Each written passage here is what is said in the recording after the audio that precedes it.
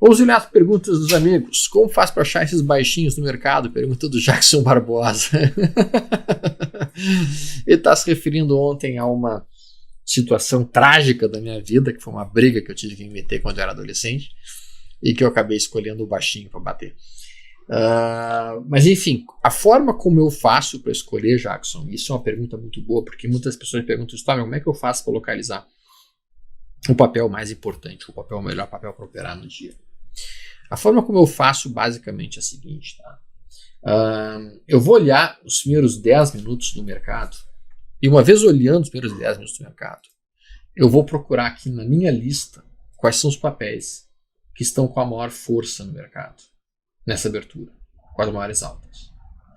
E ao mesmo tempo olhar aqueles que estão mais fracos para venda.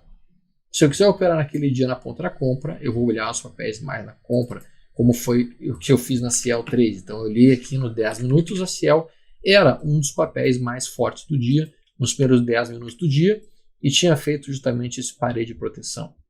Veja que essa barra aqui, ela simplesmente rompe a zona de congestão de todo o dia anterior da sexta-feira. Foi rompido numa única barra. Então isso constitui um padrão ótimo para eu poder operar. O que eu vou esperar é o candle seguinte, um candle de contração da volatilidade. Quando acontecer esse candle, eu vou esperar que rompa no candle seguinte, tomar a posição. Então, para mim, localizar os papéis mais fáceis é relativamente fácil. Em que sentido? Eu vou procurar os papéis mais fortes. Eu vou procurar os papéis que têm a maior força em relação ao Ibovespa, que ele está apresentando as maiores movimentações de alta.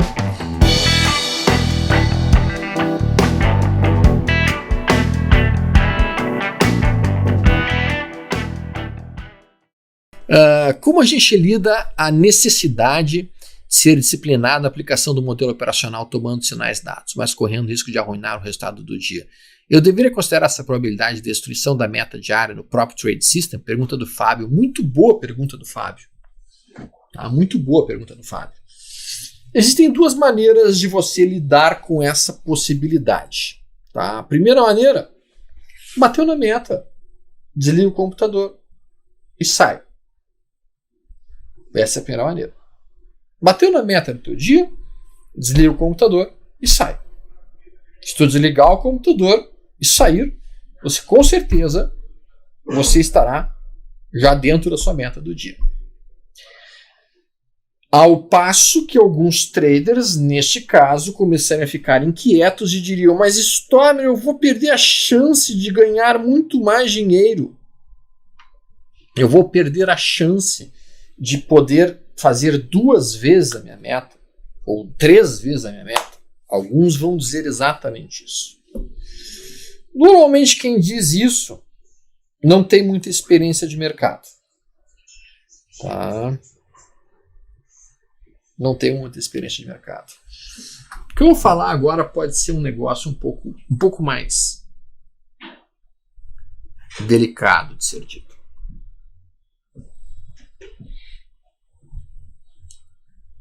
Especialmente para day traders, eu entendo que isso é a política mais apropriada possível. Bateu tua meta, fecha o computador e sai fora. Tire as crianças da sala um pouquinho, por favor. Tire as crianças da sala, porque o exemplo que eu vou dar é um exemplo que adultos conhecem e sabem, certo? Mas não é necessário que as crianças saibam. Então vamos lá. Olha só.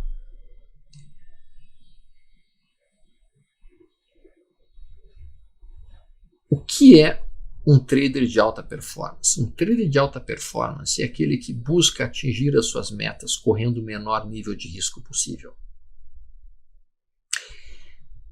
Sabe como os cassinos conseguem que as pessoas percam dinheiro sistematicamente?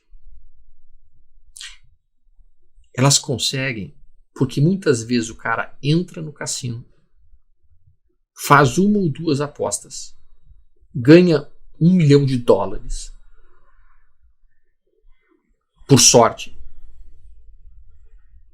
E ao invés do cara sair do cassino imediatamente, ele continua jogando. Eu vou dar um exemplo disso. Um tio meu, um tio meu, mora nos Estados Unidos, e aí ele e um amigo dele foram para Las Vegas.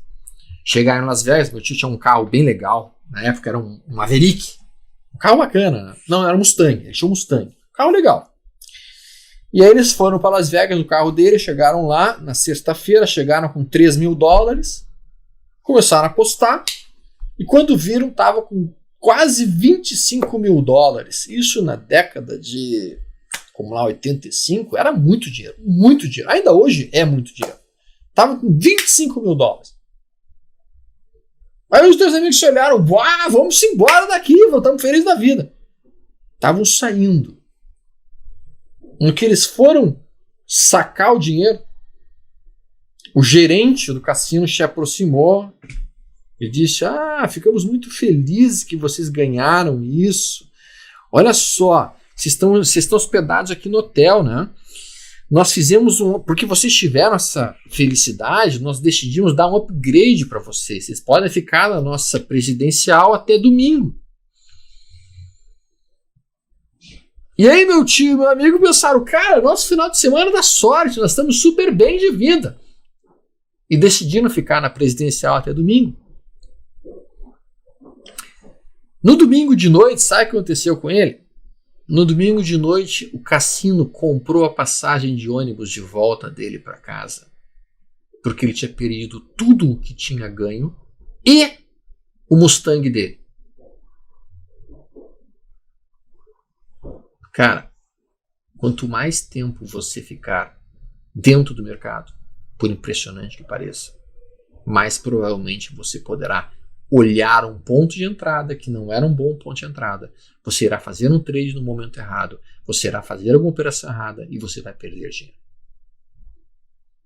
Especialmente para day trade, isso é verdade. Sabe por quê?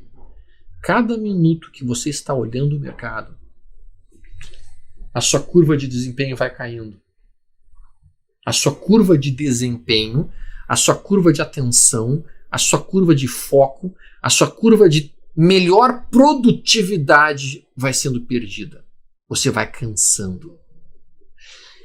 E cansado, você começa a permitir fazer operações não em pontos ideais, não em pontos perfeitos, não em pontos maravilhosos. E quando você vê, você faz a operação errada aqui, aí você tem outra operação errada ali, aí você tem os custos, os emolumentos, e quando você viu, você entregou todo o lucro que você fez na parte da manhã. Quantas e quantas pessoas eu conheço que fazem um monte de grana no início da manhã e devolvem tudo à tarde. Tudo. Tudo. Não é nenhuma nem duas pessoas que já me falam que sistematicamente isso acontece com elas. Por que isso acontece com elas? Elas não percebem duas características importantes.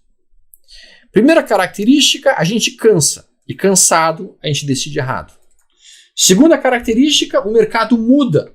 Ao longo do dia, o mercado muda.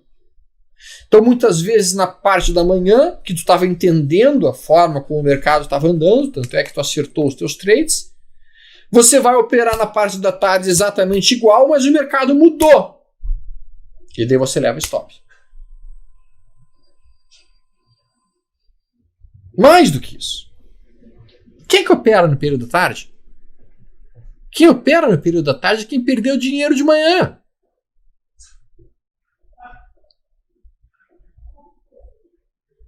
Quem opera no período da tarde é quem perdeu dinheiro de manhã.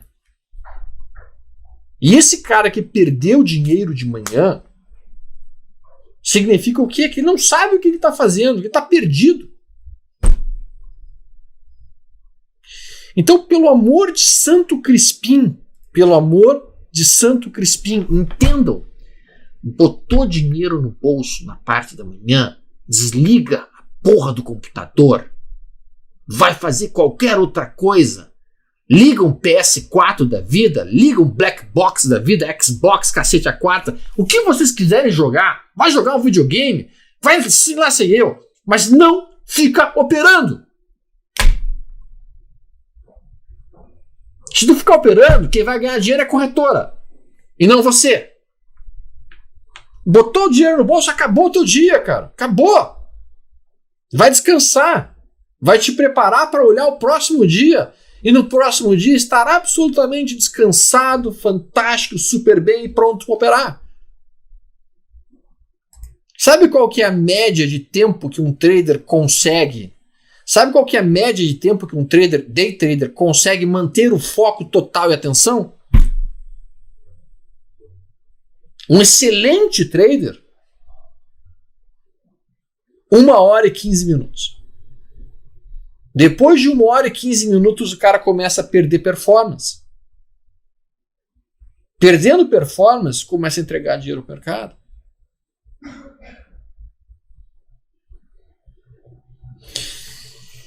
Então, cara, o que eu te diria para te fazer é justamente isso. Basicamente isso. Tá?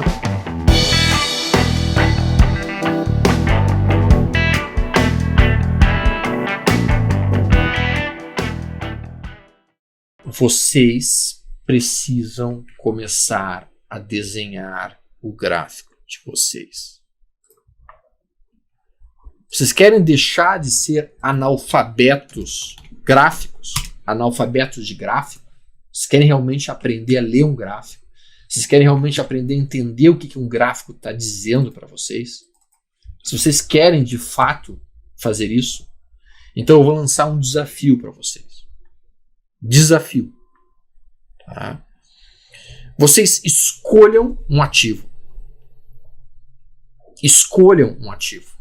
Pode ser índice futuro, pode ser dólar, pode ser Itaú, B3CA3, Banco do Brasil, o ativo que vocês quiserem.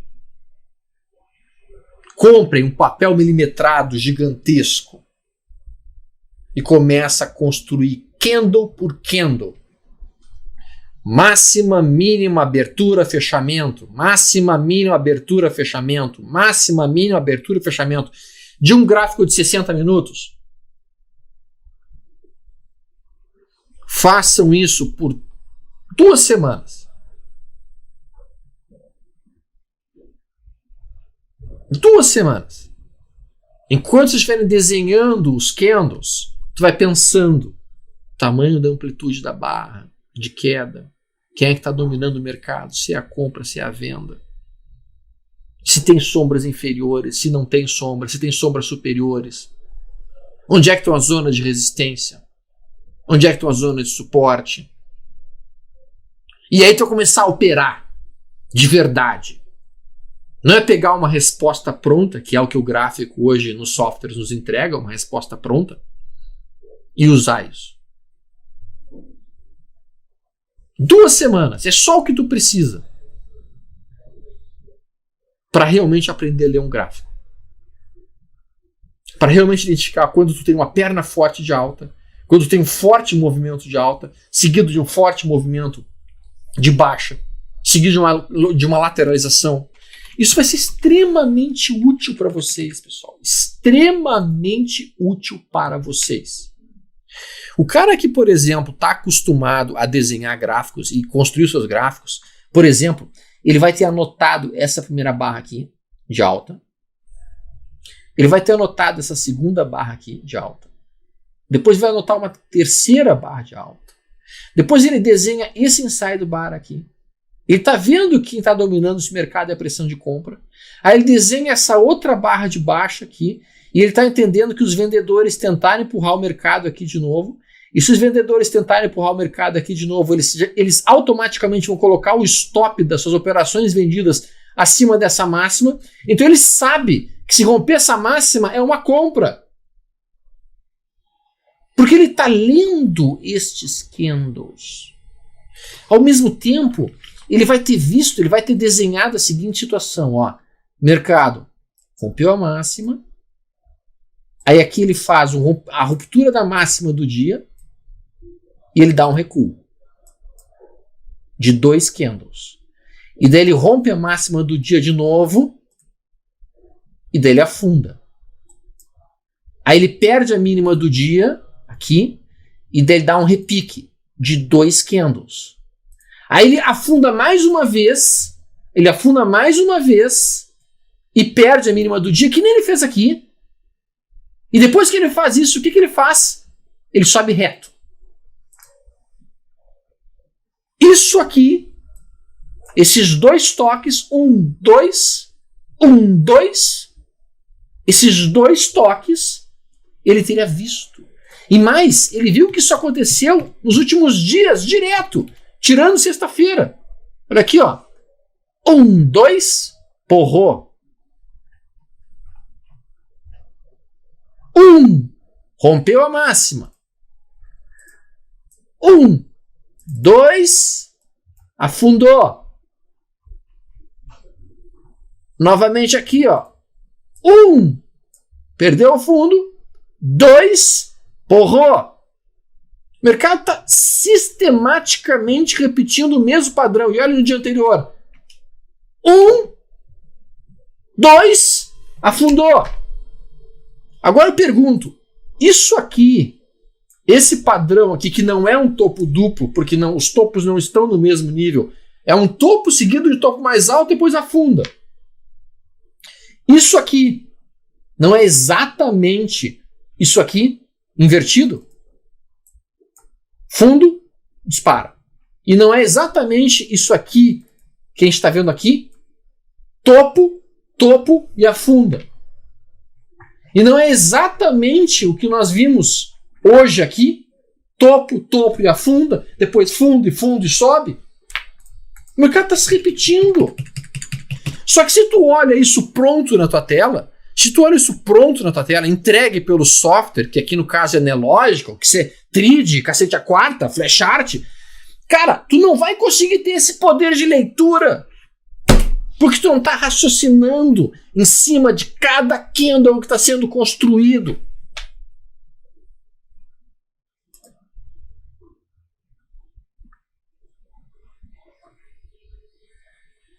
Vocês estão entendendo? Aprender a ler um gráfico. Isso significa escrever e construir esse gráfico até que tu entenda exatamente o que é cada sombra, o que é cada sombra inferior, o que é cada sombra superior, o que são os padrões que se repetem ao longo do tempo e que são produzidos por robôs.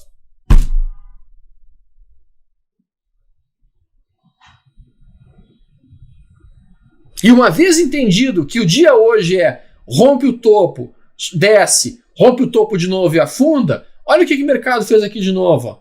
Rompeu o topo, afundou, rompeu o topo de novo e depois afundou. Então o cara está preparado para socar na venda quando perder essa mínima. Pá! Com o stop acima da máxima.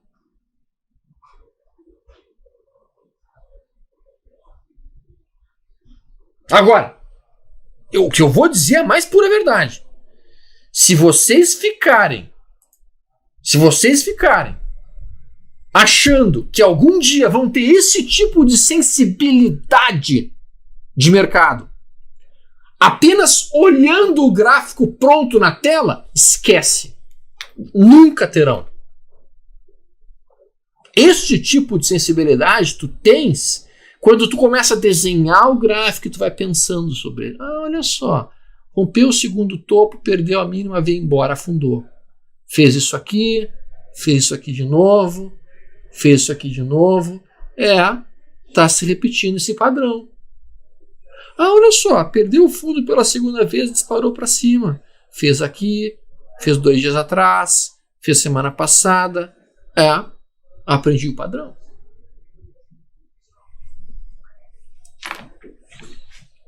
Reflitam sobre isso, pessoal. Eu vou finalizar a parte aberta e logo em seguida eu vou para a parte fechada. Tá? Novamente aqui sempre a gente tem como função, tá? Sempre a gente tem como função fazer com que vocês pensem um pouco fora da caixa. Fazer com que vocês pensem um pouquinho diferente do que vocês estão acostumados. Porque se vocês pensarem dentro da caixa, como todo mundo opera, vocês vão perder dinheiro. Porque 90% das pessoas perdem dinheiro operando um time frame mais curto. Então, se vocês não querem ser esse 90%, vocês não podem pensar igual a todo mundo. Vocês têm que pensar diferente. Pensar e agir diferente. Ok?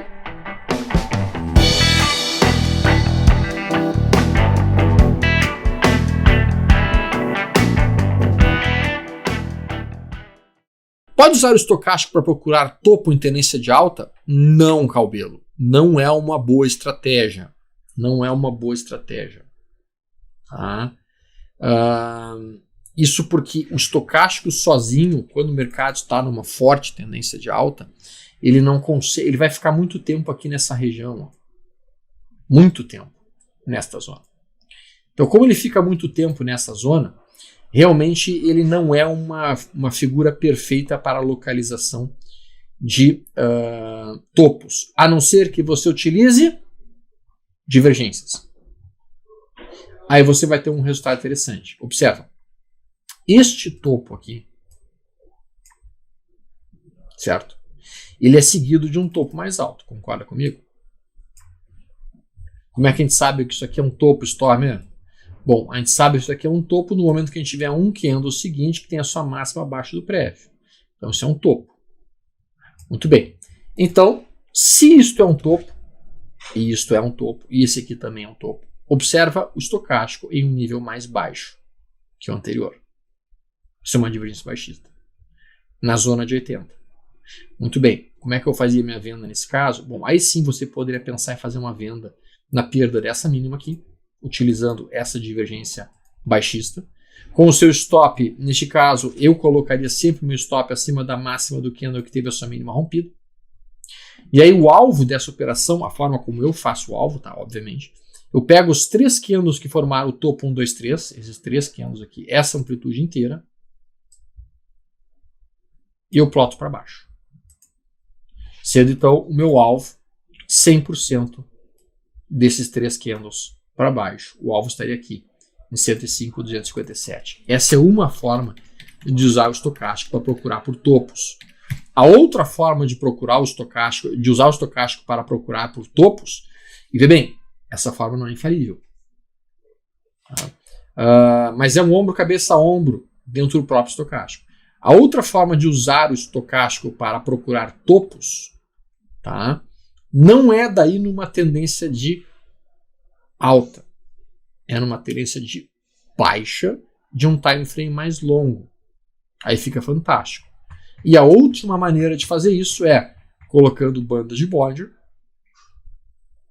E quando você tiver as duas situações acontecendo juntas, deixa eu colocar aqui para vocês.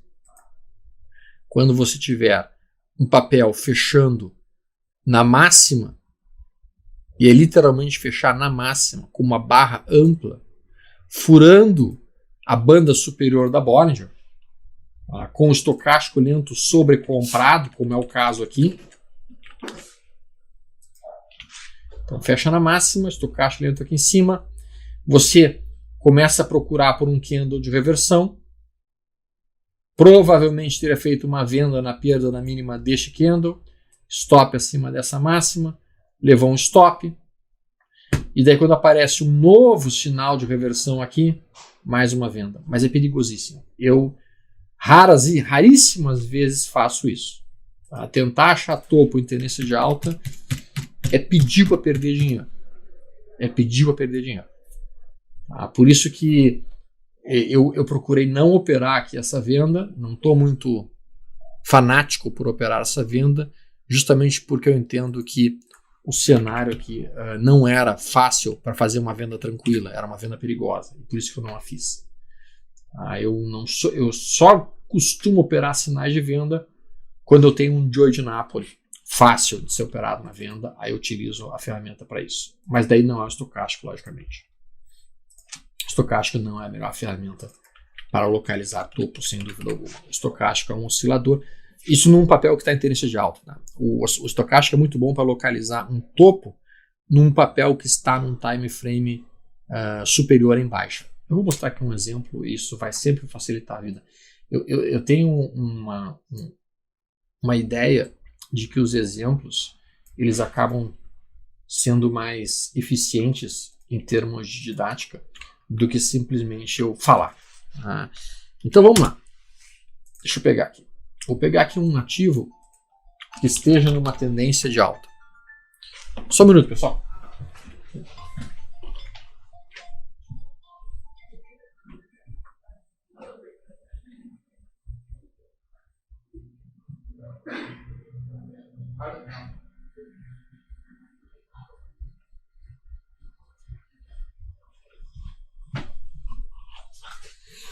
Então, como eu estava mencionando, como é que eu faço usualmente, tá? Eu faço da seguinte forma. Eu procuro um papel que esteja com as médias móveis principais caindo. Deixa eu botar aqui. Então, eu vou procurando papéis que estejam com médias móveis principais caindo. Não. Aqui, ó. ABCB. Tá? Então, se eu olho o ABCB diário da ABCB... O que eu estou vendo? Eu estou vendo as médias caindo. Estão vendo a média caindo aqui? Todas elas? Então, né? Então as médias estão caindo. E no momento que eu vejo isso, eu vou olhar aqui o estocástico lento nos 60 minutos, ou no 15 minutos, como é o caso, e a gente viu aqui no 15 minutos, o estocástico nessa região. Com esse preço de fechamento de inversão aqui. Bom, aí tu tem uma venda na perda dessa mínima. E aí você vai ter localizado seu topo. Ou, se você quiser ser mais prudente, 60 minutos. Tá? Então você vai pegar o time frame mais longo, colocar numa tela. Você vai pegar o time frame mais curto, colocar numa outra tela. Você vai esperar que as médias estejam caindo e apontando numa direção de baixa para procurar topos, é óbvio. Se você quiser procurar por sinais de compra, você vai inverter o cenário, você vai inverter a sua procura. Você vai basicamente procurar papéis que estejam numa tendência de alta e que tenham estocástico lento sobrevendido nos 60 minutos. Então observa aqui, ó, as médias móveis da Upper 3, Alper, estão caindo no diário.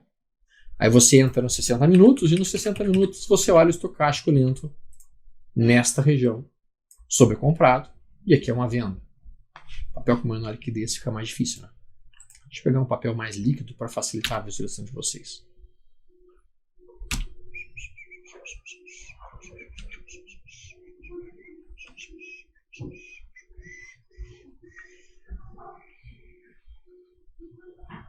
Poderíamos dizer o mesmo para o Banco do Brasil, Alexandre? A gente tem aqui realmente algumas médias viradas para cima, algumas para baixo, então aqui está meio confuso o cenário dentro do Banco do Brasil. Não é um cenário bem claro para ser feito, não. Então não coloquei esse Banco do Brasil, não. Agora aqui sim, ó. Aqui sim, ó. Olha Bradesco. As médias móveis de Bradesco estão apontando para baixo durante toda essa fase aqui, ó. Então, como elas estão apontando para baixo durante essa fase, o que você vai fazer? Você vai procurar nos 60 minutos por um estocástico lento sobrecomprado.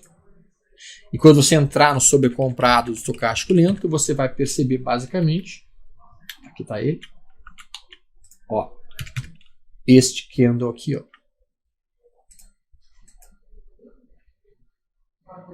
Um preço de fechamento de inversão sobrecomprado dentro dos 60 minutos, dentro de uma tendência de baixa do gráfico diário, uma venda, o stop acima dessa máxima. E vejo que recentemente o sinal também ter sido acionado aqui assim, ó, uma outra possível venda, aqui quando perdeu essa mínima, bater no stop. Acontece, sem dúvida alguma. Tá. Deixa eu botar aqui um outro papel. Só vou mostrar agora o cenário inverso, tá? Cenário inverso. Quem é? Oi, é um repórter da RBS e gostaria de marcar uma conversa. Tá. Vamos olhar aqui, vamos olhar aqui. Aqui, ó. Observe em BOVA 11. Olha as médias móveis do gráfico diário. Para cima, para cima, para cima e para cima. Isso é o cenário perfeito de existência do mercado. Todas as médias apontando na mesma direção no gráfico diário. Aí tu entra nos 60 minutos. Nos 60 minutos. Quando o BOVA chega aqui, é uma compra. Quando o BOVA chega aqui, é uma compra. Quando chegar aqui embaixo, é uma outra compra. Tá? Aí funciona muito legal. Aqui para compras. Vou procurar para vendas agora, sinalização de venda. Aqui tem poucos papéis com as médias móveis viradas para baixo no momento. A maior parte deles está com as médias móveis viradas para cima. As 4 eu estou falando. As 4 principais. Ó, BRKM5. Ó. BRKM5 era esse cenário. A gente estava dentro de uma tendência de baixa, com as médias. A média móvel principal apontando para baixo. Nós tínhamos essas 3 já viradinhas para cima. Mas olha como, classicamente aqui, ó, tem que estar procurando para os sinais de venda. Tá? Então a ideia é pegar um momento em que o mercado esteja com as 4 médias alinhadas numa direção. As 4 médias alinhadas numa direção. E daí, quando isso acontecer, procurar um estado ou sobrecomprado ou sobrevendido no time frame imediatamente inferior para tomada de posição.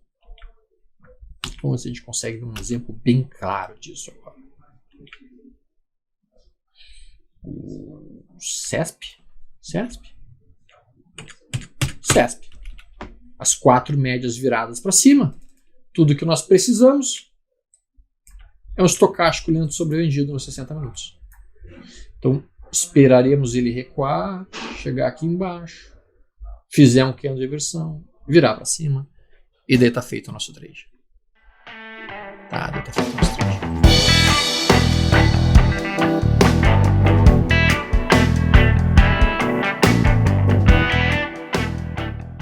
Gente.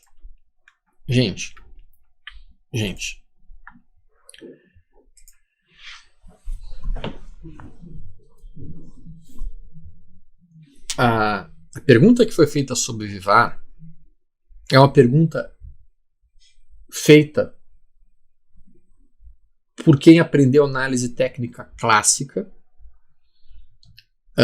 e aí vai querer operar o mercado usando análise técnica clássica. Não dá certo. Tá? Não dá certo. Não se opera, não se compra o terceiro dia de alta. Se você quer ser swing trader, você não pode operar o terceiro dia consecutivo de alta. O alvo médio de um swing trader é 2,5%, 3% para cima ou para baixo. O tempo de duração média de um swing trader é 2 ou 3 dias. Se você comprar, e eu preciso que vocês sempre, antes de montarem qualquer posição comprada, isso aqui não é swing trade, isso aqui é um day trade. Sempre antes de vocês montarem qualquer posição de compra, vocês têm que se perguntar: qual é a tendência do time frame que tu está operando? Qual é a tendência? No momento em que você se colocar essa pergunta, qual é a tendência, eu vou fechar essa posição, inclusive, em VAR 3. Para mim está chegando perto de uma zona de resistência e para mim o mercado vai dar uma realizada. Estou fechando. No momento em que você se faz essa pergunta, qual é a tendência dentro da VAR, automaticamente a resposta que qualquer pessoa que esteja olhando aqui a questão de topos e fundos, e mesmo olhando a questão de movimentação do mercado, diria que nós estamos numa tendência de lado. Na verdade, em um triângulo simétrico. Porque olha só, a gente tem, esse aqui é o último topo do mercado. E aqui é o outro topo. Então, topo e topo mais baixo. E aqui, ó, é o último fundo do mercado. E o penúltimo fundo do mercado é esse. E o antepenúltimo é esse. Então, e o outro topo onde é que tá? Tá aqui. Então, na melhor das hipóteses, VIVAR 3 encontra-se dentro de um triângulo simétrico. Na melhor das hipóteses. E aí, Marcel? Tudo bem? Tudo bem? Sendo assim, dentro de um triângulo simétrico, tá? Fica ruim de operar na ponta da compra um swing trade no terceiro dia de alta. Se tu for pensar em operar um triângulo simétrico, o que teria que fazer? Tem que usar um oscilador. Faz sentido isso que eu estou dizendo para vocês? Primeiro, perguntar qual é a tendência. Se a resposta for de lado ou congestão, aí você automaticamente vem para um organograma que vai te dizer: use estocásticos, use osciladores, compre sobre compra, compre sobre venda e venda sobre compra. E então tu estaria pensando em comprar aqui ou aqui para vender aqui. Tu poderia fazer isso até nos 60 minutos, procurando compras nesta região, perto do suporte, nesta região, perto do suporte. Só que se tu olhar os 60 minutos, isso aqui é o que, cara? Tu tá perto de suporte ou de resistência? Tá perto de resistência. Esse topo aqui, esse fundo perdido, essa região, essa LTB. Olha esse estocástico aqui. Você, olhando isso, você acredita que as próximas horas vão ser de alta ou de baixa para esse papel? O movimento mais provável para esse papel nas próximas horas seria de baixa. Tem coisa mais desagradável que tu iniciar um swing trade e as próximas 5, 6 horas serem de baixa? É desagradável, né? É ruim, né? Eu não gosto. Eu não acho bom. Então, depois que você pergunta qual é a tendência, se a resposta for de lado ou congestão, você faz a próxima analogia. No meu oscilador, eu estou sobrecomprado ou estou sobrevendido? Se a resposta for de alta, estou, por exemplo, em uma tendência de alta. Bom, aí a próxima pergunta vai ser qual? Estou perto de um suporte?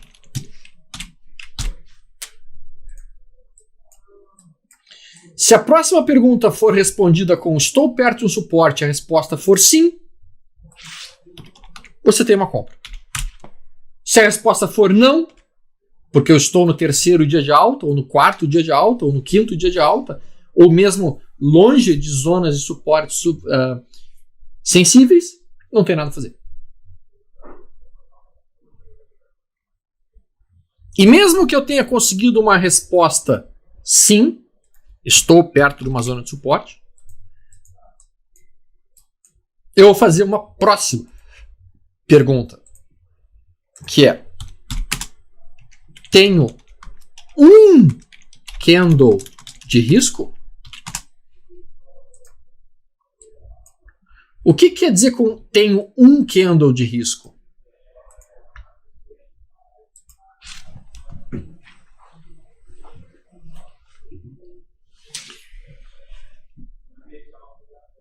O stop de vocês máximo, o stop mais caro que vocês podem aceitar, ele tem que ter amplitude somente de um candle. Um candle. Tu vai arriscar um candle para tentar ganhar muitos candles. Se quando você estiver montando um trade, o stop de vocês ficar a vários e vários candles de amplitude ou distância, a operação é ruim. Vocês estão atrasados. Vou dar um exemplo.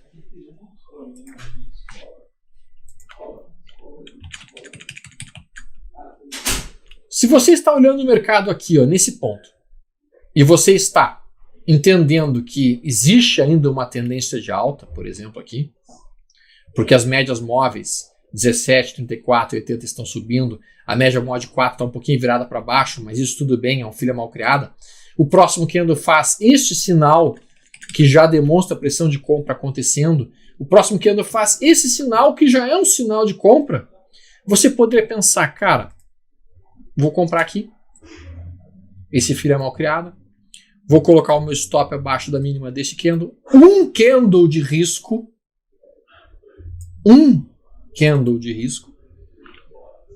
e vou projetar no mínimo a amplitude desses 3 candles aqui para cima.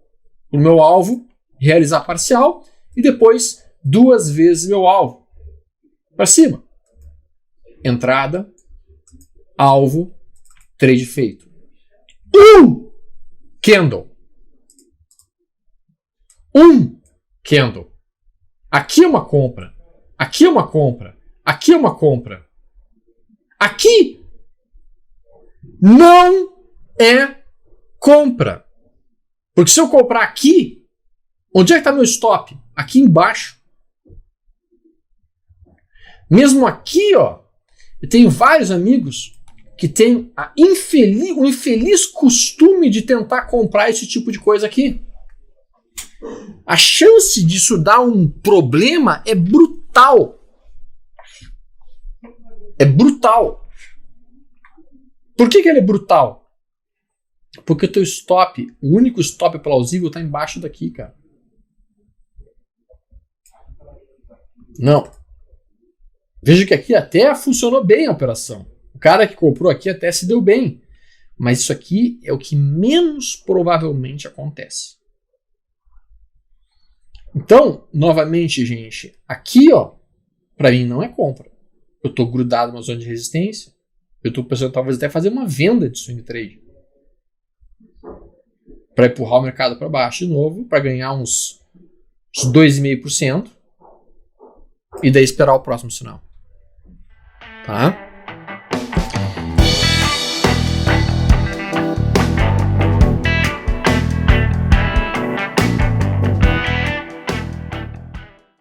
Ok. Se eu estivesse programando uma carteira para o meu filho de 1 ano hoje, tá? Basicamente eu pensaria em uma série de possíveis ativos. Não necessariamente ações. Tá? Eu pensaria talvez uma composição de ações com fundos imobiliários. Eu entendo que o fundo imobiliário, porque ele é um imóvel que vai estar alugado, ele consegue ter um fluxo de caixa mais constante do que os dividendos de uma empresa. Eu entendo que uma empresa tem mais dificuldade em manter um fluxo de caixa constante do que basicamente ações, tá? Empresas em si. Então, nesse cenário, eu considero algo mais atraente realmente fundos imobiliários para um longo prazo, para filhos ou mesmo para a nossa aposentadoria, do que ações em si. Mas se nós fôssemos falar realmente de uma carteira de dividendos, e aí eu até posso chamar um dia desses o Nogueira para a gente conversar a respeito de uma carteira focada em dividendos, tá? Eu colocaria a seguinte composição. Tá?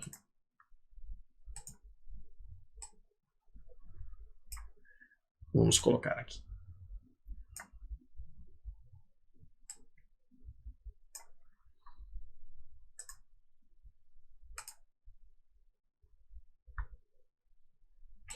Então, na tela, os amigos estão vendo um sistema chamado SHB3, que é um sistema que eu gosto bastante de trabalhar.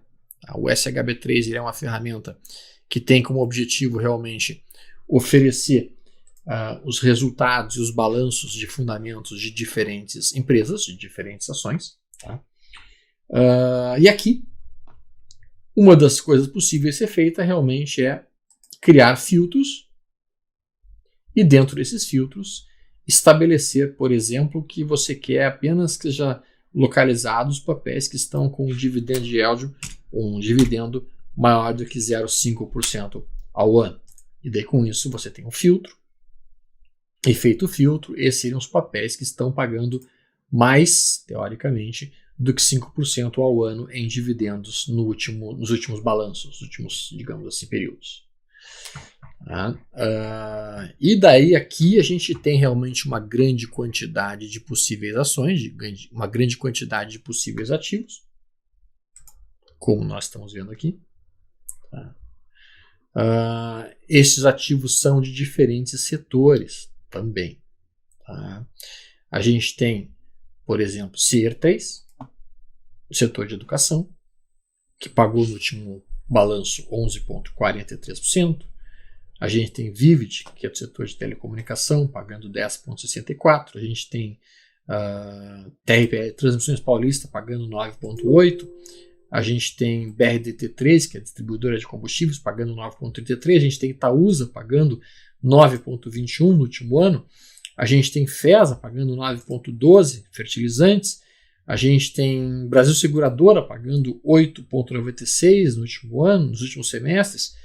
A gente tem...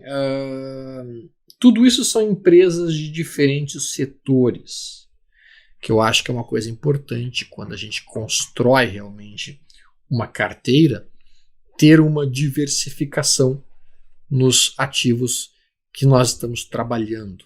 Tá? Então, quando a gente fala de diversificação, a gente tem que pensar realmente em vários setores e não apenas num único setor. Então, se eu fosse falar especificamente de empresas pagadoras de dividendos, sim, eu consideraria seriamente a Itaúsa como parte da carteira, já que a Itaúsa paga, nos últimos anos, tem pago em média de 6,5% a 8% ao ano em dividendos. A gente vê isso aqui, o dividendo yield da empresa.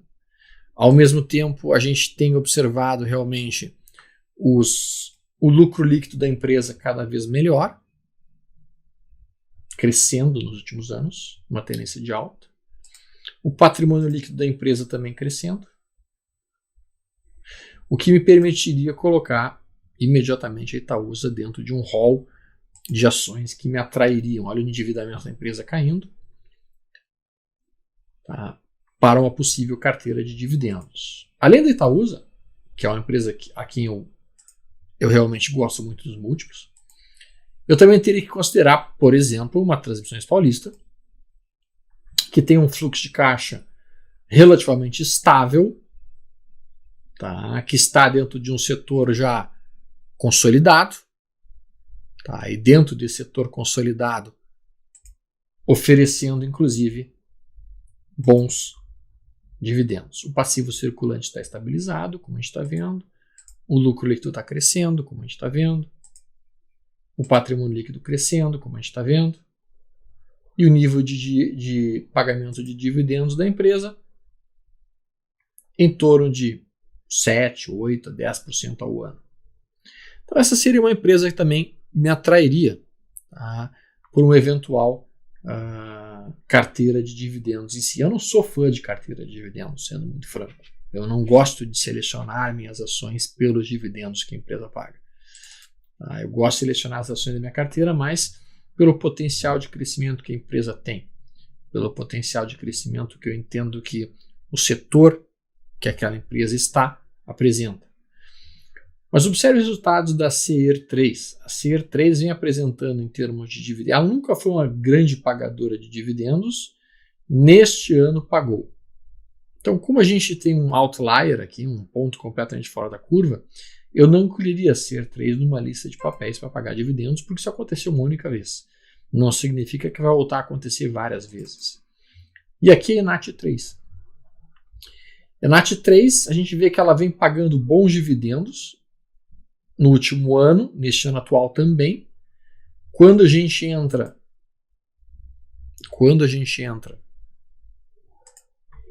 no patrimônio líquido, ele está crescente. O lucro líquido está bonito, nada fantástico. Teve aqui uns 2 trimestres ruins. O passivo circulante vem subindo também. O ex de longo prazo também deu uma subida. Não é uma empresa também que eu incluiria necessariamente no rol de carteira de dividendos. Vivid 4, por sua vez, eu não poderia dizer o mesmo. A V24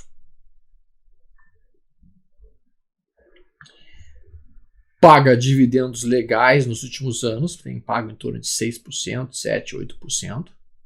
Quando a gente olha, e eu não sei porque as pessoas não gostam muito da V24 em termos de ações, mas olha o que é o lucro líquido da empresa. Nos últimos anos, vem crescendo cada vez mais, e crescendo de uma maneira sistemática, eu diria. Tá? E aí quando a gente olha o patrimônio líquido da empresa também vem crescendo, bonito. E daí quando a gente olha o passivo circulante, tá aumentando, é verdade, mas o passivo também vem crescendo, então uma coisa compensa a outra. Essa é uma empresa que poderia sim pensar em alocar uma parte da posição, pensando nos dividendos que ela paga. Então a gente já tem Itaúsa, a gente tem Transmissões Paulista, a gente tem V24, e nós já estamos falando então de 3 setores diferentes. 3 setores bastante diversos. E isso, sem dúvida alguma, fica legal para mim. Fica bem legal. Eu estou trabalhando aqui com o conceito de diversificar a carteira, de preferência em 4 setores. Itaúsa, TRPL, V24, e eu incluiria aqui BRDT3, especialmente pelo aspecto de que essa empresa está em via de ser privatizada, e talvez isso melhore ainda mais os números e os resultados e os múltiplos dessa empresa em si. Então, se eu fosse montar uma carteira de dividendos, provavelmente incluiria essas 4 ações. Se eu não quisesse colocar especificamente a BRDT3, poderia pensar na Brasil Seguridade. Por que na Brasil Seguridade? Porque ela também tem um histórico muito antigo de pagar bons dividendos, 7,5%, 6% ao ano. Quando a gente olha os resultados e os múltiplos, a gente percebe que os lucros líquidos da empresa vem crescendo, bonito. A gente percebe que o patrimônio líquido está crescendo.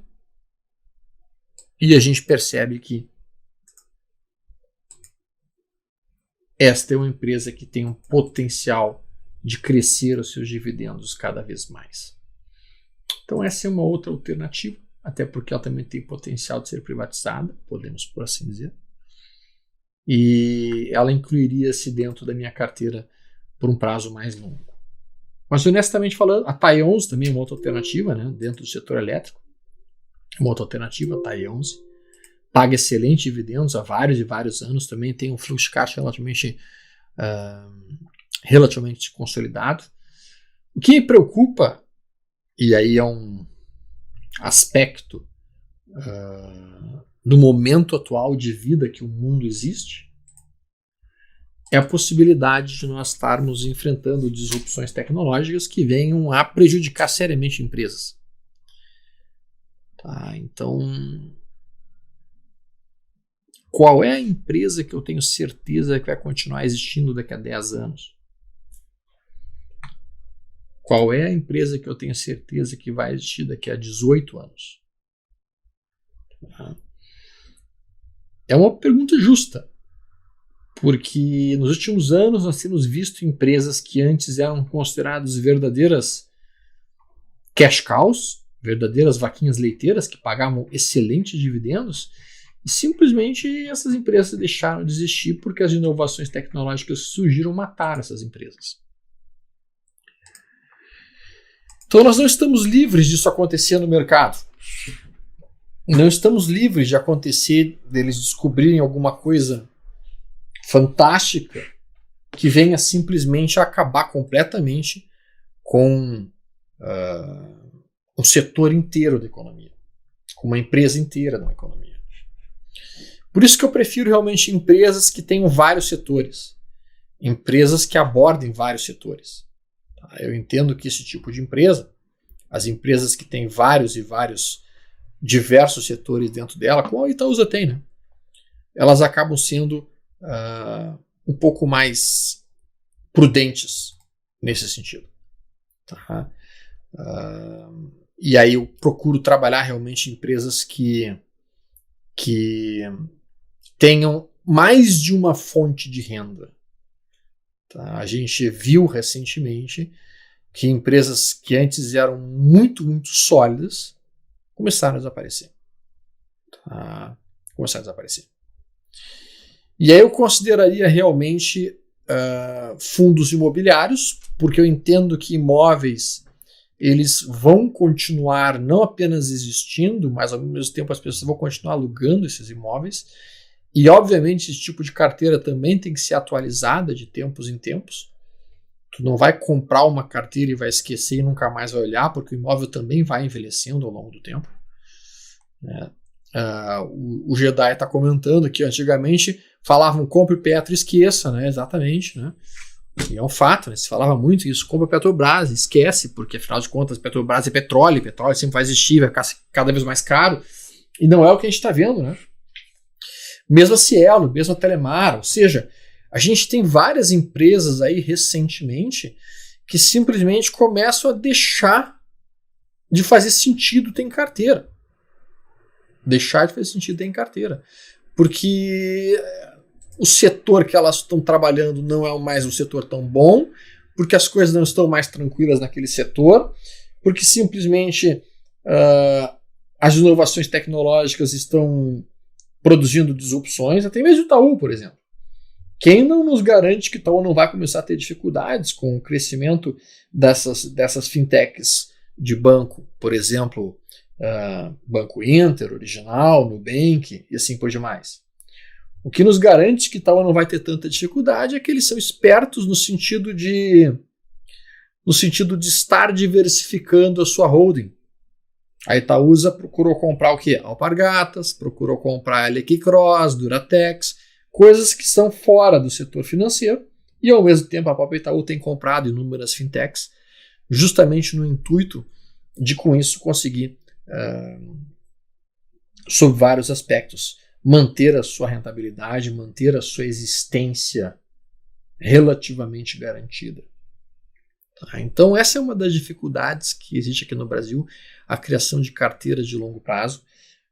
Eu não acho que seja uma missão fácil, eu acho que é uma missão bem mais difícil do que montar uma carteira de longo prazo, por exemplo, lá fora. Lá fora a gente tem empresas, inclusive holdings, que automaticamente conseguem se proteger muito melhor dessas disrupções tecnológicas do que aqui. Aqui, em termos de holdings mesmo, a gente só tem Itaúsa, não tem muitas outras, né? Enquanto que lá fora a gente tem uma infinitude dessas empresas. E aí realmente fica mais simples de fazer as coisas que são de prazo mais longo, né?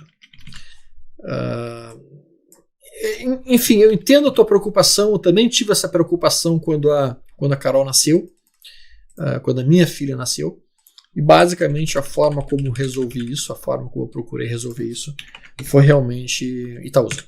Tá? Hoje, eu não pensaria apenas na Itaúsa, tanto é que boa parte da carteira da Carol começou a mudar comecei a comprar outras coisas, inclusive fundos imobiliários, pensando justamente nessa situação que eu estava mencionando para vocês.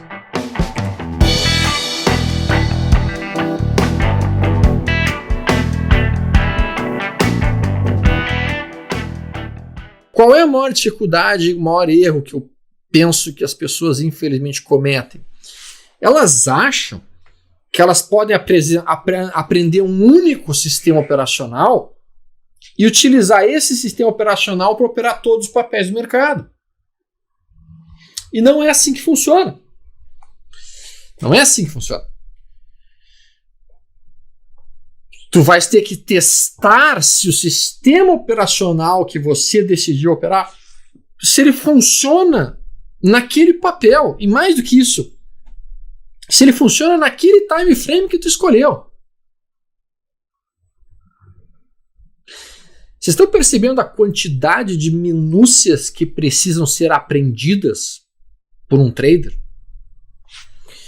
O trader tem que aprender, primeiro, um sistema operacional que tenha expectativa matemática positiva, que tenha viés realmente positivo de dar lucro. Segundo, ele tem que aprender se aquele sistema operacional funciona naquele papel que ele escolheu operar. Porque às vezes pode não funcionar. Terceiro, ele tem que simplesmente compreender se aquele time frame que ele decidiu operar, se o time frame que ele decidiu operar, funciona o setup dele. Porque pode não funcionar. Então, setup, ou sinal de entrada e saída, papel que vai operar, tempo gráfico que vai operar. E depois que ele entendeu tudo isso, quanto de dinheiro que ele tem que aportar em cada trade? Qual é o controle de risco que ele tem que utilizar? E depois que ele dominou todas essas 4 dimensões, ele tem a 5ª dimensão para dominar, que é conseguir executar o plano que ele se propôs sem deixar que as emoções, o medo, a ganância, o desespero, a angústia, a dor atrapalhem os sinais que vão aparecendo.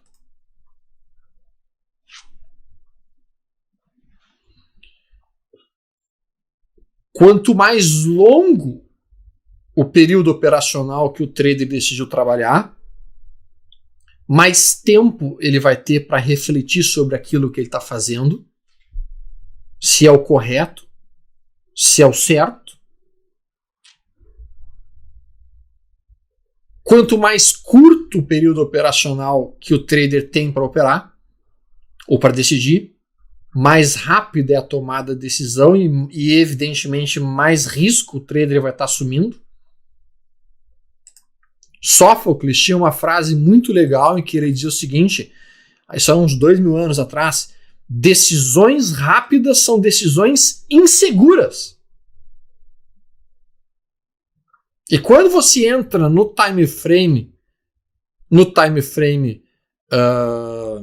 mais curto, 5 minutos, 10 minutos, as decisões são muito rápidas. E isso automaticamente significa o quê? Decisões inseguras. Decisões inseguras. Então, quando a gente fala sobre tudo isso, sinal operacional,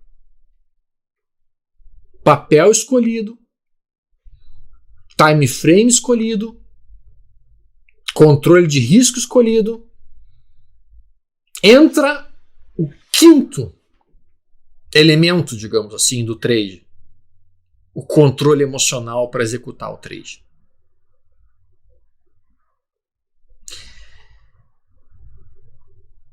Por isso que eu digo que talvez a atividade de trading seja uma das atividades mais complexas que existem, sim.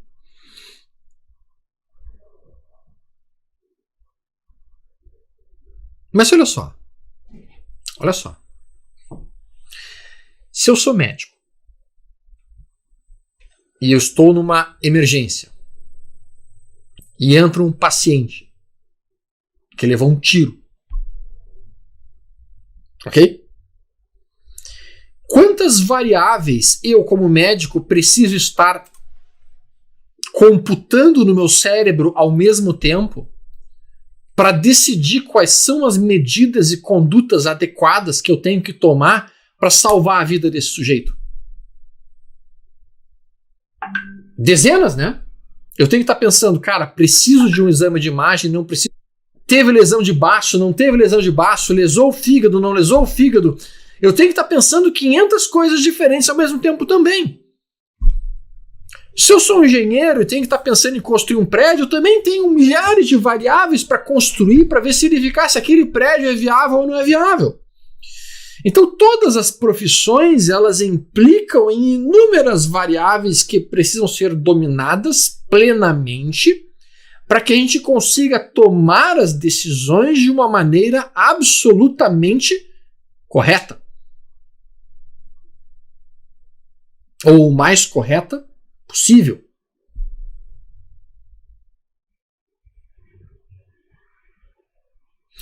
E agora vem um ponto muito importante que eu preciso conversar com os amigos.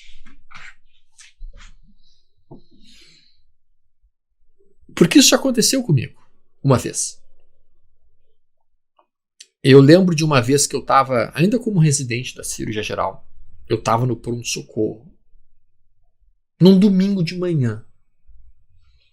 Estava lendo o jornal, tranquilo, e tomando um café. O pronto-socorro estava absolutamente parado, porque era domingo, 8h30 da manhã, não tinha ninguém realmente. E ele tava tudo assim, ó, sabe que nível de estresse zero? Nível de estresse zero. Tô tomando meu café, jornal, sentado, os outros colegas ali parados, né? E aí daqui a pouco toca o seguinte aviso pelo sistema de som do hospital. Cirurgião geral com urgência no poli. Cirurgião geral com urgência no poli. Poli é politraumatizados. Pá! Saí correndo, né? Saí correndo o mais rápido possível. Chego na sala de poli. Um cara, pai de família, uns 30 e poucos anos de idade, tinha ido comprar pão para as filhas, entrou, a padaria estava sendo assaltada, ele foi tentar sair, o bandido deu um tiro, o tiro transfixou o tórax. Pá. Chegou chocado, sem impressão. Todo mundo se olhou, cara, vamos levar pro bloco? Não vamos levar pro bloco? Não vamos levar pro bloco, vamos abrir aqui mesmo. Trouxemos a caixa de toracotomia, abrimos o tórax do paciente e fomos direto na sala de poli. E aí, enquanto isso, o pessoal tentando tocar soro, tocar volume, tocar esse tipo de coisa. Bom, a gente ficou em cima do paciente mais ou menos umas 2 horas e infelizmente ele faleceu. Quando ele faleceu, qual que é o costume que um bom médico faz? Começa a pensar tudo que ele fez. Tá, eu fiz isso, eu fiz aquilo outro, eu fiz a abordagem por aqui, eu fiz tudo certo, eu fiz errado alguma coisa, eu tomei as decisões certas, eu tinha como salvá-lo ou não tinha como salvá-lo. Por que eu estou chegando nesse ponto? Porque o trader precisa entender uma coisa. Eu preciso que vocês entendam uma coisa. Tirem as crianças da sala, por favor. Tirem todas as crianças da sala, não deixem nenhum menor de idade ouvir o que eu vou falar.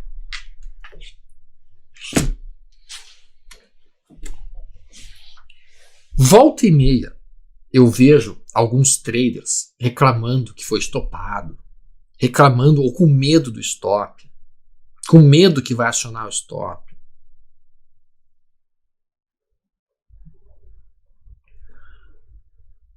Pelo amor de Santo Crispim, me entendam. Foda-se o stop. Não tô nem aí pra porra de um stop. Sabe por que eu não tô nem aí pra um stop? Porque eu sei, como médico, que dezenas de vezes tu faz tudo certo e o paciente morre. E tu fez tudo certo, sem nenhum erro. Tu fez tudo exatamente como os livros descrevem. E o cara vai lá e morre na tua cara. Pá! Aí tu pensa, porra! Mas vocês acham que eu vou ficar triste ou chateado com o paciente porque ele morreu na minha cara? Não posso, cara. Acontece, tchê. Acontece. Tu faz tudo certo e o troço morreu.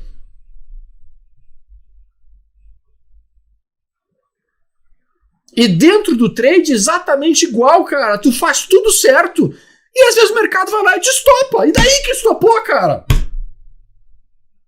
Tu deixa de ser menos homem por isso? Tu deixa de ser menos trader por isso? Tu deixa de ser menos eficiente por isso? Não, cara, tu não deixa, cara.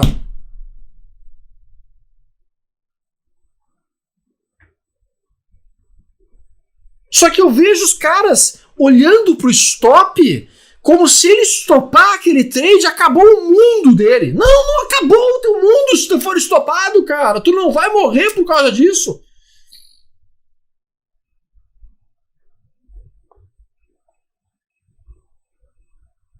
Eu adoro estopar baratinho. Eu adoro estopar baratinho. Só que os caras ficam com medo de estopar. E daí desligam o stop, ou tiram o stop, ou afastam o stop.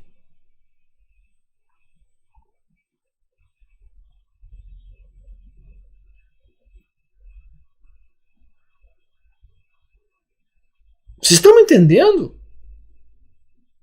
Agora eu preciso ressignificar. Eu preciso ressignificar o stop com vocês agora. Ontem eu estava ouvindo o Bales comentando comigo ali no Stormer.oficial. E ontem ele ressignificou completamente o stop para mim. Com uma simples frase.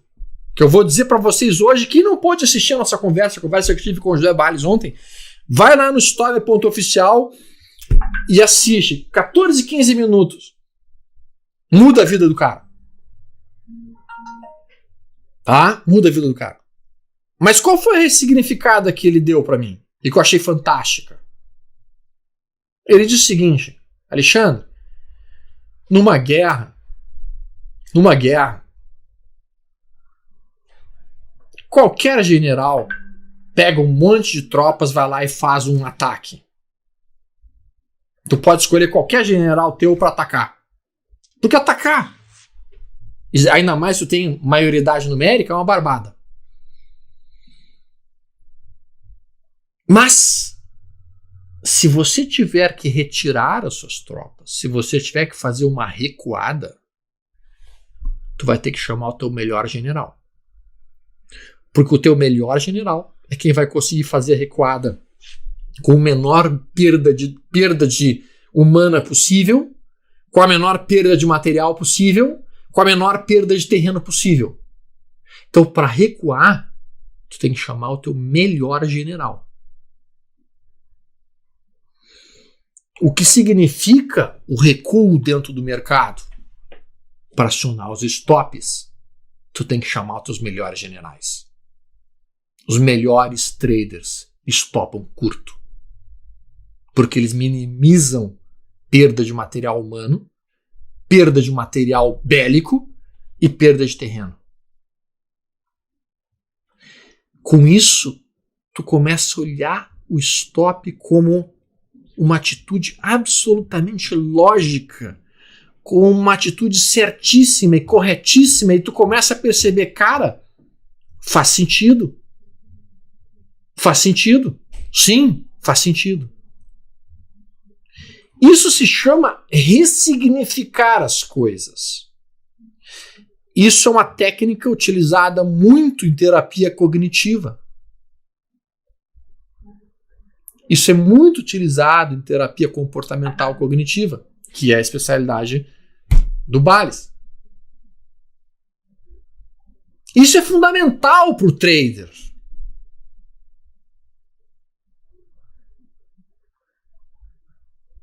Sim, você pode fazer tudo certo e ser estopado. E sim, ser estopado muitas e muitas vezes é a atitude certa. É a atitude correta. É a atitude adequada. E é a atitude que precisa ser feita. Mesmo que o sinal tenha sido acionado para compra, ou mesmo que o sinal tenha sido acionado para venda, você vai colocar a sua operação ali.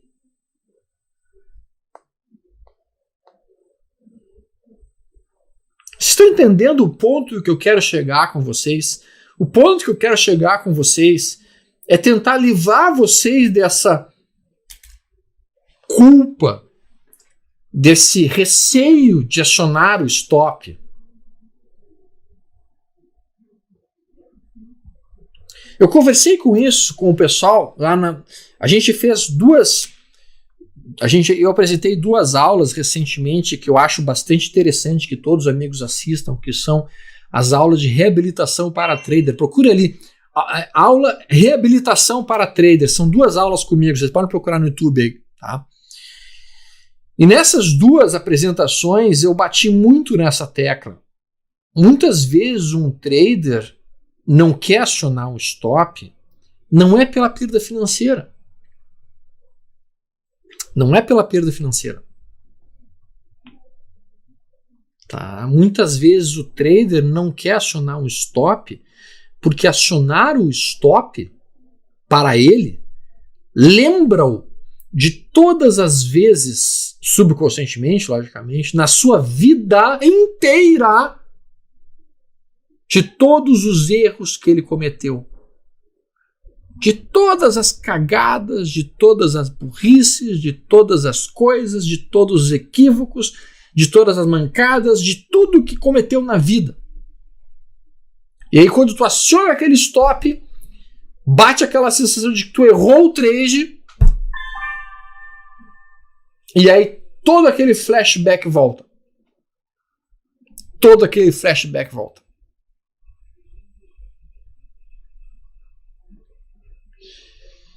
E isso não pode ser assim. Porque estopar não é errar um trade. Por impressionante que pareça, estopar muitas vezes é a conduta mais correta. E é a conduta correta de fazer naquele movimento. E você pode ter feito o trade absolutamente correto,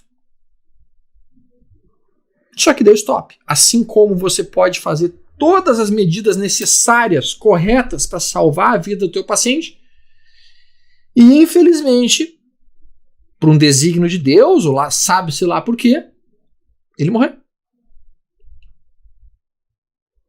Ele morreu.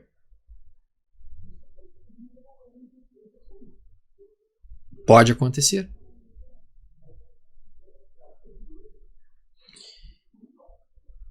Então, meus amigos, o que a gente está falando aqui, eu acho que é uma coisa muito mais ampla, assim, é uma coisa que implica em um cenário muito mais poderoso, no aspecto de que a gente tem que perceber que não existe nenhum sistema operacional que vá te dar 100% de acerto, e a gente fala isso várias e várias vezes, mas mesmo que entre parece que entra por um ouvido e sai pelo outro.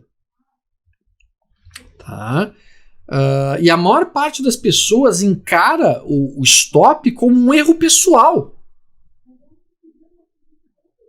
E não é um erro pessoal. Não é um erro pessoal.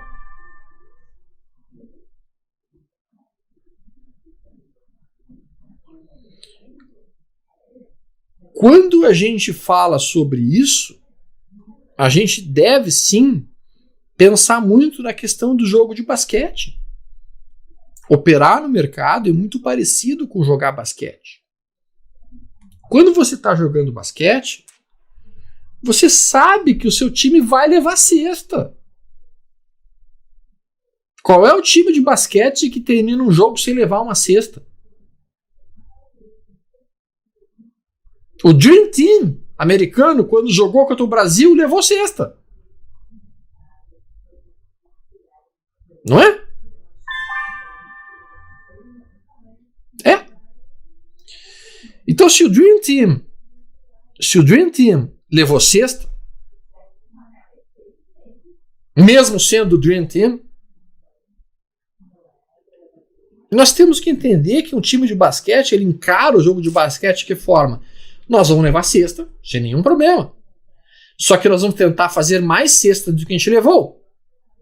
E fazer mais cestas de 3 pontos do que o outro time. Cestas que valem mais. E é assim que se ganha um jogo de basquete. E é assim que se ganha no mercado. No mercado, o que se procura fazer é entender que todos os nossos jogos, todos os nossos trades fazem parte de um jogo de basquete. E que a gente tem que tentar ganhar a maior parte das cestas, mais cestas do que a gente levou, e quando a gente acertar, a gente tentar ganhar mais pontos do que a gente perdeu. É simples. Entendeu? Esse é o conceito. No momento que a gente passa a entender um stop como uma perda natural dentro do processo de ser trader, nós automaticamente passamos a compreender que aquilo não é pessoal. Aquilo não é porque o mercado está nos ofendendo, ou porque a gente está sendo burro, ou porque a gente está sendo errado, ou porque a gente está sendo ineficiente. Não, faz parte do sistema.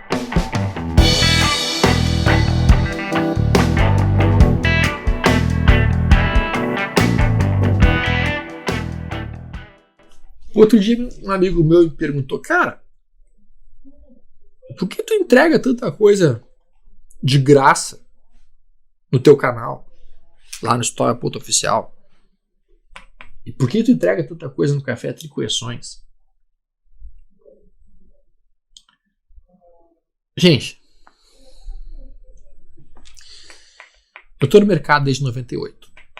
Quando eu entrei em 98, não tinha muita informação no mercado. Tinha só uns livros e muita coisa dos livros que estava escrita não funcionava no mercado brasileiro.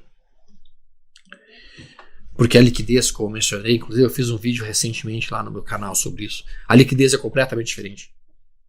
Então eu acho engraçado assim, as pessoas tentarem usar os modelos, por exemplo, do Oliver Velez,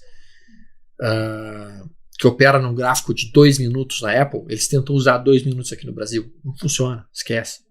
Não temos liquidez para isso. Não tem liquidez para isso. Mas o que eu quero dizer é que, gente, você não tem ideia de quantas vezes eu tive que dar murro em ponta de faca para me tornar um trader consistente aqui no Brasil. Foram anos em que eu tive que testar, aprender, testar, aprender, testar, aprender. Dor, angústia, sofrimento, pesar. Eu não quero que vocês passem por isso. E às vezes eu vejo os caras me perguntando sobre exatamente erros exatamente iguais aos que eu cometi no passado. Exatamente iguais. Provavelmente porque estão lendo o mesmo tipo de livro que eu li, ou fazendo eventualmente os mesmos passos que eu fiz. Então, o que eu falo aqui, o que eu falo no História.oficial é tudo na tentativa de fazer com que vocês passem por uma curva de aprendizado mais rápida, que vocês não precisem passar pelas dores que eu passei, pelas burradas que eu tive que fazer.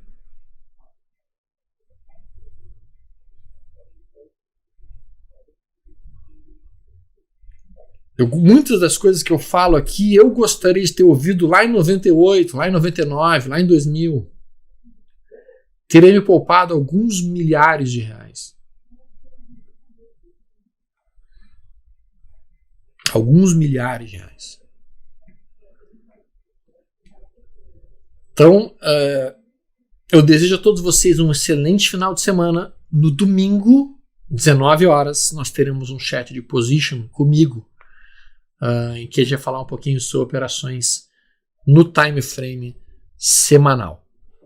Um grande abraço, paz, saúde e prosperidade para todos vocês, que vocês tenham um excelente final de semana e especialmente lembrem-se que o final de semana é um dos melhores momentos para nós estarmos com as pessoas que a gente ama, que a gente gosta.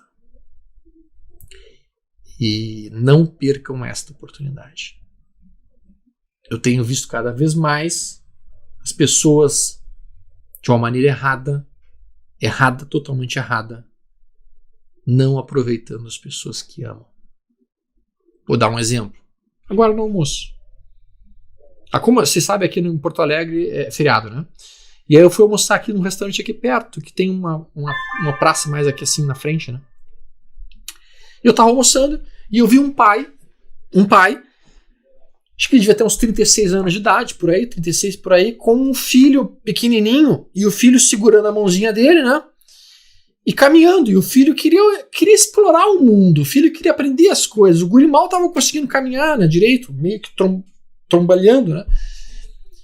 E o pai, ao invés de estar curtindo aquele momento em que ele está segurando a mãozinha do filho, que ele está caminhando com o filho dele, o que o pai estava fazendo? Ele estava aqui, ó, olhando no celular, falando alguma coisa no celular, chateando com alguém.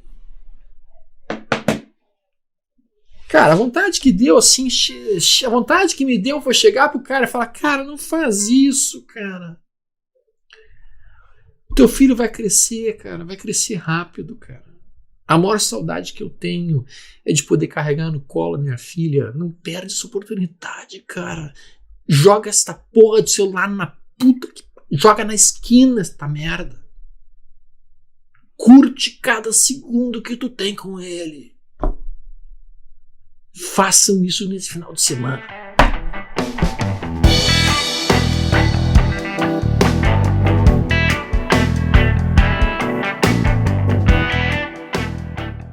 Eu não sou um perfeito. Tá? Me falta ainda essa maturidade. Eu, da forma como eu opero, preciso de um sistema operacional que tenha um nível de acerto alto. Psicologicamente falando, eu não consigo operar um sistema operacional que tem 40% de acerto, mesmo que eu saiba que quando eu perco pouco, e quando eu ganho muito. Não consigo. O que eu posso fazer? Eu não posso me violentar. Eu não posso ir contra a minha natureza. A minha natureza requer um nível de acerto mais alto, então eu tenho que operar um sistema operacional com nível de acerto mais alto. Mesmo sabendo que dá menos dinheiro do que o 9.1, 9.2 e 9.3. Tá?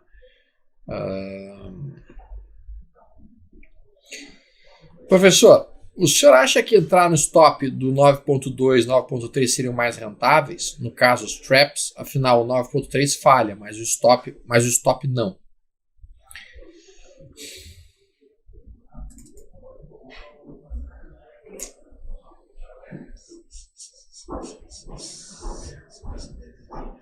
Cara, deixa eu dizer uma coisa para vocês. Gente, existem centenas de formas de se ganhar dinheiro no mercado. Centenas. Tá? Mas tem uma que é a mais rápida e instantânea para se perder dinheiro. E é justamente tentar operar todas as outras formas de se ganhar dinheiro no mercado. Então, o que vocês precisam fazer de fato é aprender um sistema operacional que faça sentido para a existência de vocês. Que vocês entendam a lógica daquele sistema. E uma vez que vocês tenham entendido a lógica daquele sistema, vocês possam implementar o modelo daí para frente. Então, assim, tem média móvel de 9, 9.1, 9.2, 9.3, tem trap, tem Georgianápolis, tem linha da sombra, tem saudade de casa, tem sidebar, tem preço de reversão, tem Dave Landry, tem retângulos em topo rompido para cima, tem saudade de casa, tem milhares de cenários. Naquele livro que eu escrevi, Manual de Setups, ele tem uns 780 setups descritos.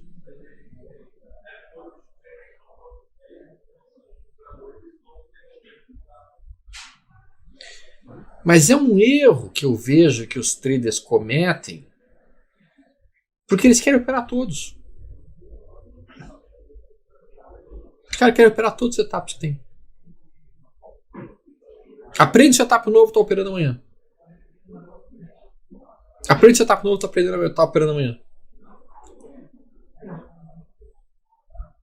Não é assim que funciona. Não é assim que se trabalha no mercado. Escolhe uma forma de operar. E opera aquilo. Pro resto da tua vida. Só aquilo, mais nada. Ah, mas nem sempre vai ter sinal. Sim, mas tu não precisa operar sempre. Nem deve operar sempre.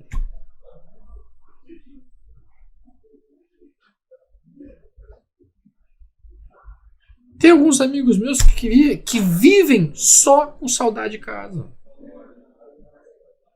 Só o que o cara faz é saudade de casa. Não acontece todos os dias. Não acontece todos os dias. Saudade de casa bom vai acontecer em média uma vez por semana. Às vezes numa boa semana, 2 vezes numa semana. Saudade de casa bom. Mas dá pra ver disso? Claro que dá. Operando direitinho? Dá. Precisa de outras coisas? Não.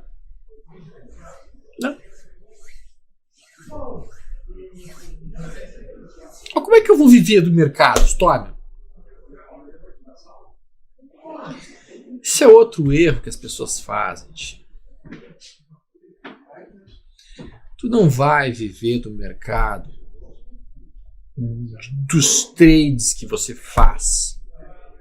Preste atenção no que eu estou dizendo. Sabe como é que você consegue viver do mercado? Você faz o seguinte. Primeiro você tem que montar um colchão de liquidez. O que é o colchão de liquidez? Pega o teu custo fixo, mensal, multiplica por 2 anos. Então multiplica ele por 24. Pega esse dinheiro, larga numa renda fixa. E tu vai operar o restante do dinheiro. O restante do dinheiro que tu vai operar, você vai operando com o objetivo de buscar entre 1,5% a 2% por semana. É isso que você está buscando. 1,5% a 2% por semana. E aí, à medida que você for obtendo esses alvos, 1,5% a 2% por semana, seja no swing trade, ou seja no day trade, ou seja eventualmente no position, quando você chega na sexta-feira, você termina a sua sexta-feira e fala que essa semana eu ganhei XYZ reais. Chegou nessa sexta-feira, você pega esse dinheiro de lucro e compra fundo imobiliário. Semana seguinte começa do zero. Operando de novo. Chega na sexta-feira, quanto é que foi o lucro aqui? XYZ reais. Fundo imobiliário. Na terceira semana do mês, fundo imobiliário. Na quarta semana do mês, fundo imobiliário. E aí você vai construindo uma carteira que vai lhe pagar mensalmente, através da renda mensal que o fundo imobiliário oferece, a sua vida. E aí você tem 2 anos para construir uma carteira que seja suficiente para pagar o seu custo de vida.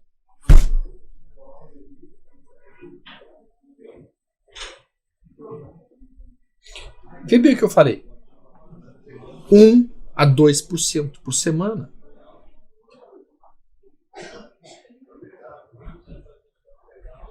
Não é 20% na semana.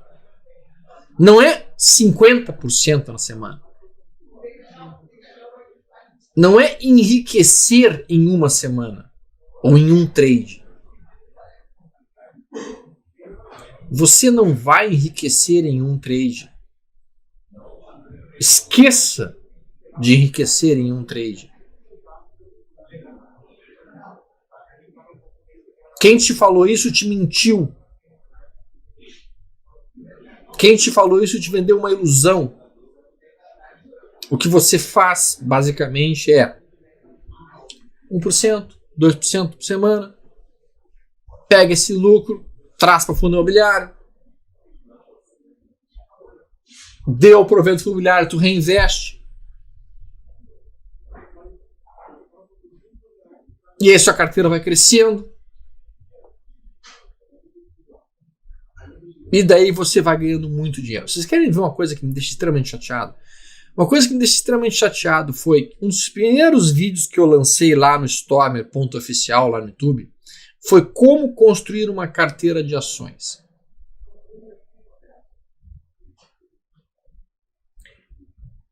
O título está errado. O título deveria ser Como Ficar Milionário em 5 a 10 anos. Aquela estratégia que eu coloquei lá, e coloquei ela absolutamente de graça, se a pessoa utilizar da maneira apropriada, em 5 a 10 anos ela está milionária. Milionária. O problema é que tem que fazer 5 a 10 anos. E as pessoas não querem esperar por isso, elas querem enriquecer amanhã. Então o que elas fazem? Elas se atiram na porra do day trade e perdem tudo na porra do day trade.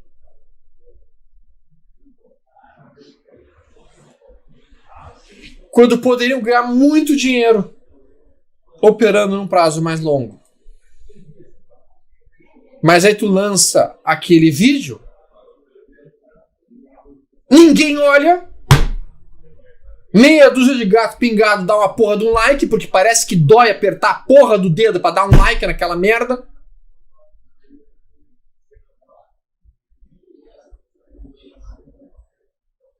Mas pra pagar 3, 4, 5 mil reais pra fazer um curso de merda com um trader mentiroso, os caras vão lá e fazem.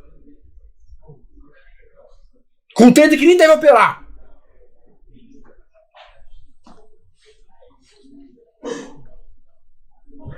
E aí os caras quebram.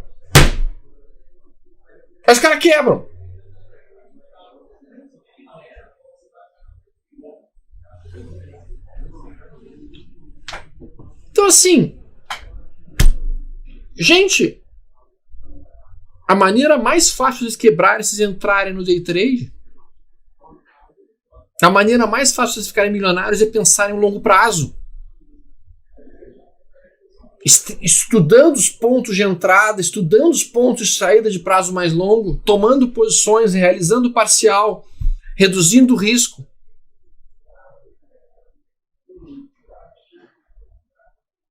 Só que é óbvio, não é sexy. Não é sexy. Porque tu não consegue chegar numa festa, a menina vem e te pergunta, o que você faz? E aí você fala, eu sou day trader de mercado de derivativos, opero futuros, contratos de dólar.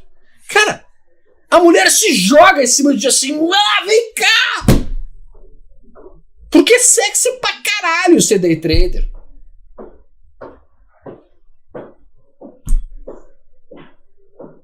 Ela nem sabe o que é mercado de derivativos, ela nem sabe o que é isso. Mas é day trader, ele opera mercado, meu Deus do céu. Experimenta você falar, eu sou position. Eu opero um prazo mais longo, sou position.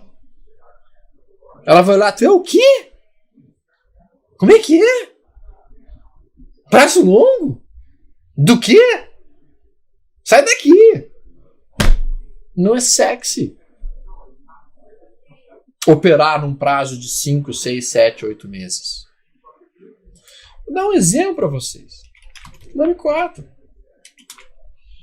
Algumas semanas atrás, quando a Lame 4 estava aqui embaixo, eu falei no chat position, galera, isso é um trap, isso aqui é uma armadilha, isso aqui é ponto de entrada aqui para mim, meu stop está nesse ponto e meu alvo está aqui em cima.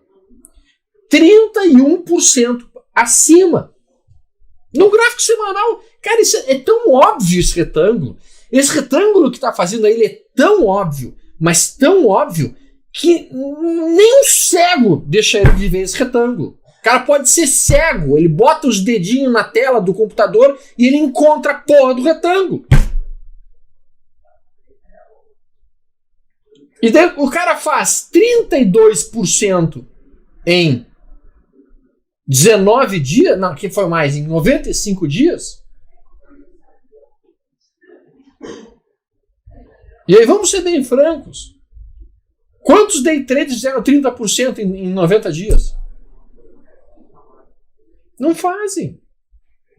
Porque ganha um dia, perde outro, ganha um dia, perde outro, ganha um dia, perde outro, ganha um dia, perde outro, e quando viu, tá no 0-0 aquela porra, se for um excelente day trader.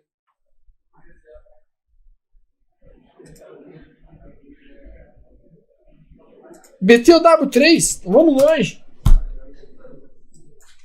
BTOW3. Hoje é meu dia de desconstruir mitos, tá? Olha o BTOW3. BTOW3, tá? Também. BTOW3, mesma coisa. Eu tinha comprado aqui, aí levei o stop. Fui descer minha entrada, comprei de novo aqui, ó. Botei o stop aqui. Qual que era o meu alvo? 56,32. Quanto é que dá essa movimentação aqui? Cara, nós estamos falando de 71%. 72%. Cara, é isso que muda patrimônio de vocês. É ganhar 70% num trade. Ganhar 50% num trade. Não é ficar na masturbação intelectual. Compra aqui, vende aqui, compra aqui, vende aqui, compra aqui, vende aqui. Que essa porra de day trade, que é a masturbação intelectual que vocês, a maior parte das pessoas está assanhada para fazer, porque é o que as corretoras induzem vocês a fazer, porque é onde elas ganham dinheiro.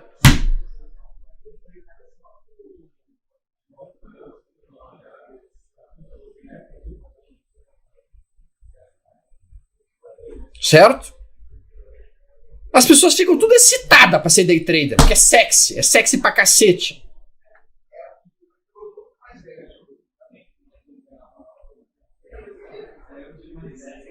Não é?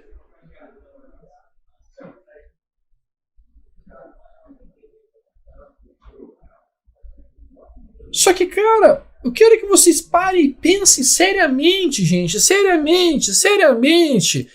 Vocês estão em um dos melhores mercados dos últimos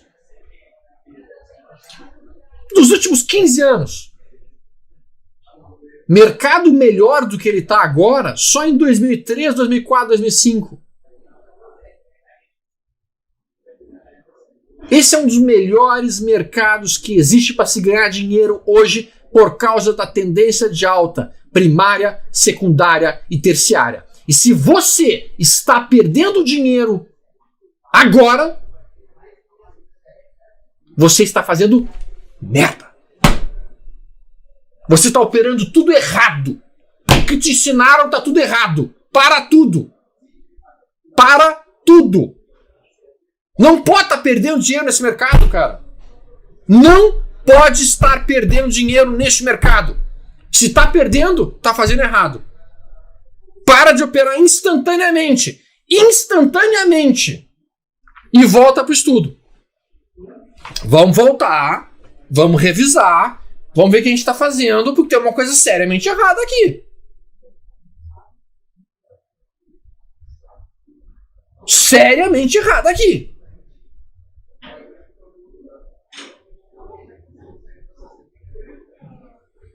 Tendência primária, secundária, terciária de alta, o que tu tem que fazer é procurar por um ponto de compra e ficar comprado pelo máximo de tempo possível. Buscando esse tipo de alvo aqui, cara, carregar 70% de ganho, 50% de ganho, 60% de ganho. E RBR3? Eu quero saber aqui quem de vocês está posicionado em RBR3?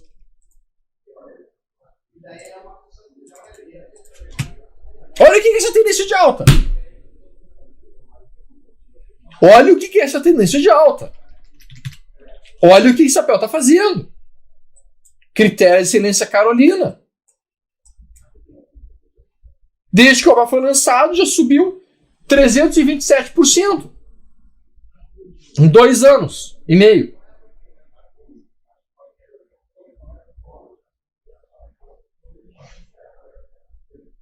Ah, eu vou operar o IBR. Eu quero operar o IBR. Eu não quero operar IRBR3, eu quero operar o IBR3. Cara, aí o cara tá pedindo pra se ralascar mesmo, cara. Tá pedindo pra se lascar mesmo. Ela vai fazer split agora, o IBR3, a IRBR3.